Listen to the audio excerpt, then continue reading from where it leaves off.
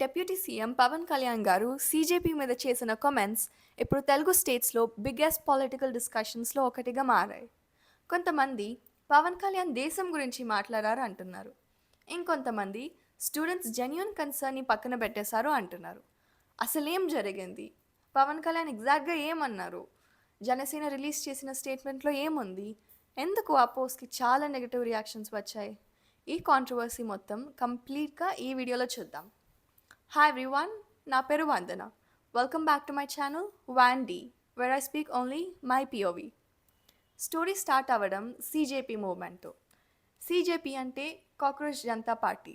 Students, youth, job aspirants కలిసి unemployment, exam irregularities, paper leaks, recruitment delays లాంటి issues మీద awareness create చేయడానికి ఈ మూమెంట్ స్టార్ట్ చేశారు. కొద్ది రోజుల్లో ఈ ప్రొటెస్ట్ సోషల్ మీడియాలో వైరల్ అయ్యాయి.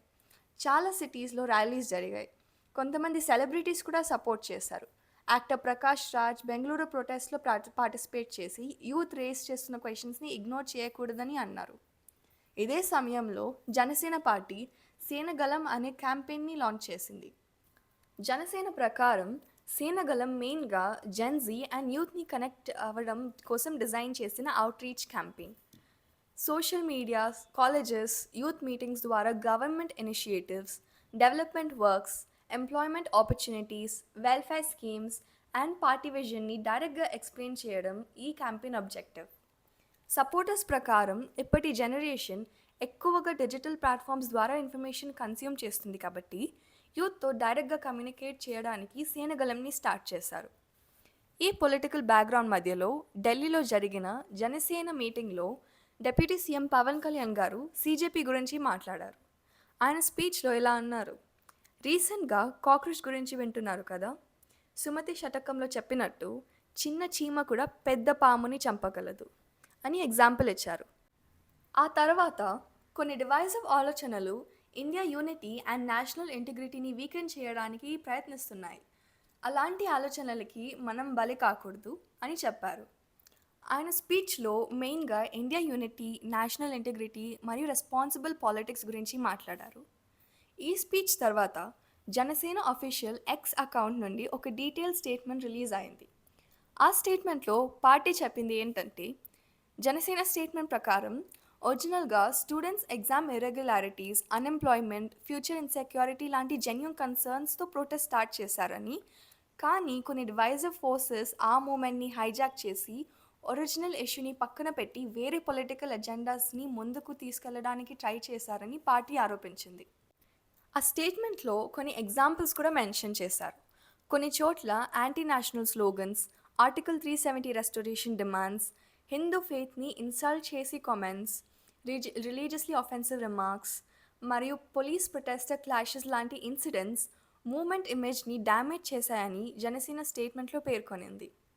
అలాగే అన్ఎంప్లాయ్మెంట్ కన్సర్న్ జెన్యూన్ అని యాక్సెప్ట్ చేస్తూ India economy, infrastructure development, investments, employment opportunities గురించి కూడా స్టేట్మెంట్లో మాట్లాడింది. నేషనల్ ఎడ్యుకేషన్ పాలసీ గురించి కూడా మెన్షన్ చేస్తూ అది రోట్ లెర్నింగ్ నుండి స్కిల్స్, ఇన్నోవేషన్, రీసెర్చ్, ఆంటర్ప్రినర్షిప్ వైపు ఇండియా ఎడ్యుకేషన్ సిస్టమ్ని మార్చడానికి ఒక మేజర్ రిఫార్మ్ అని జనసేన చెప్పింది. స్టేట్మెంట్ ఎండింగ్లో పవన్ కళ్యాణ్ గారు సుమతి శతకం ఎగ్జాంపుల్ని మళ్ళీ కోట్ చేస్తూ జెన్యూన్ పబ్లిక్ మూమెంట్స్ని డివైజివ్ ఎలిమెంట్స్ మిస్యూజ్ చేయకుండా జాగ్రత్త ఉండాలని పిలుపు ఇచ్చారు. కానీ ఈ స్టేట్మెంట్ రిలీజ్ అయ్యాక సోషల్ మీడియాలో రియాక్షన్ మిక్స్డ్గా వచ్చింది. చాలామంది సపోర్టర్స్ పవన్ కళ్యాణ్ స్టూడెంట్స్ని క్రిటిసైజ్ చేయలేదు, జెన్యూన్ ప్రొటెస్ట్ని హైజాక్ చేయడానికి ట్రై చేసే కొన్ని ఎలిమెంట్స్ గురించి మాత్రమే వార్నింగ్ ఇచ్చారు. నేషనల్ యూనిటీ గురించి మాట్లాడడం తప్పు కాదు కదా అని సపోర్టర్స్ చెప్పారు.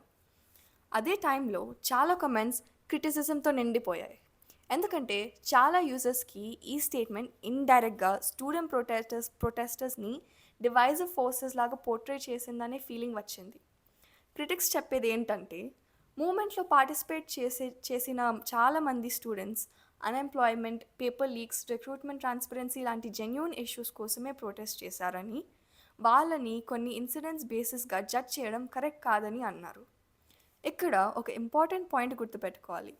ఒక మూమెంట్లో వేల మంది ఉంటారు, వాళ్ళందరి ఇంటెన్షన్స్ ఒకేలా ఉంటాయని చెప్పలేము. చాలామంది స్టూడెంట్స్ నిజంగా better education, fair recruitment, jobs కోసమే ప్రొటెస్ట్ చేస్తుంటారు. అదే సమయంలో ఏ పెద్ద మూమెంట్ అయినా సరే వేరే ఎజెండాస్తో ఇన్వాల్వ్ అయ్యే ఇండివిజువల్స్ లేదా గ్రూప్స్ ఉండొచ్చు అని కొంతమంది ఆర్గ్యూ చేస్తారు. జనసేన స్టేట్మెంట్ కూడా ఆ పాయింట్ని ఎంఫసైజ్ చేస్తుంది. కాబట్టి ఈ రెండు పాయింట్స్ని సపరేట్గా చూడాలి. జెన్యూన్ స్టూడెంట్స్ ప్రొటెస్ట్ని ఒక సైడ్, ఆ ప్రొటెస్ట్ని మిస్యూజ్ చేసే అవకాశం గురించి కన్సర్న్తో ఇంకో సైడ్, ఈ రెండు ఒకటే కావు. అందుకే ఈ ఇష్యూలో ఒపీనియన్స్ డివైడ్ అయ్యాయి.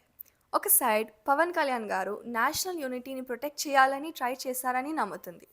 ఇంకో సైడ్ స్టేట్మెంట్ వర్డింగ్ వల్ల జెన్యూన్ స్టూడెంట్ ప్రొటెస్టర్స్ మీద అన్నెసెసరీ సస్పెన్షన్ పడిందని ఫీల్ అవుతుంది. పవన్ కళ్యాణ్ కామెంట్స్ తర్వాత సోషల్ మీడియాలో సర్క్యులేట్ అయిన కొన్ని క్లిప్స్ కాంటాక్ట్స్ లేకుండా షేర్ అయ్యాయి. బట్ కంప్లీట్ స్పీచ్ చూస్తే ఆయన national unity, youth concerns and protest direction గురించి మాట్లాడారు. అదే స్పీచ్ని different groups different ways interpret చేశారు. సో మై పిఓవి ఏంటంటే, unemployment, paper leaks, education quality లాంటి ఇష్యూస్ మీద యూత్ వాయిస్ రేస్ చేయడం డెమోక్రసీలో చాలా ఇంపార్టెంట్. అలాగే ఆ మూమెంట్స్ పీస్ఫుల్గా ఉండడం, వైలెన్స్ లేకపోవడం, రిలీజన్ లేదా నేషనాలిటీ మీద హేట్రెడ్ స్ప్రెడ్ కాకపోవడం కూడా అంతే ఇంపార్టెంట్. పవన్ కళ్యాణ్ గారి ఇంటెన్షన్ చూస్తే దేశ యూనిటీ అండ్ నేషనల్ ఇంటిగ్రిటీని ప్రొటెక్ట్ చేయాలని కన్సర్న్ కనిపిస్తుంది. అదే టైంలో ఆ మెసేజ్ వర్డింగ్ వల్ల జెన్యూన్ స్టూడెంట్స్ గురించి కన్ఫ్యూజన్ క్రియేట్ అయ్యిందని ఫీల్ అయిన వాళ్ళని కూడా ఇగ్నోర్ చేయలేం. ఫైనల్గా ఒక వైరల్ క్లిప్ లేదా ఒక ట్వీట్ చూసి కంక్లూజన్ రాకుండా complete context, speeches, statements and facts అన్నీ చూసి మన ఒపీనియన్ ఫామ్ చేసుకుంటే బెటర్. మరి మీ పిఓవి ఏంటి?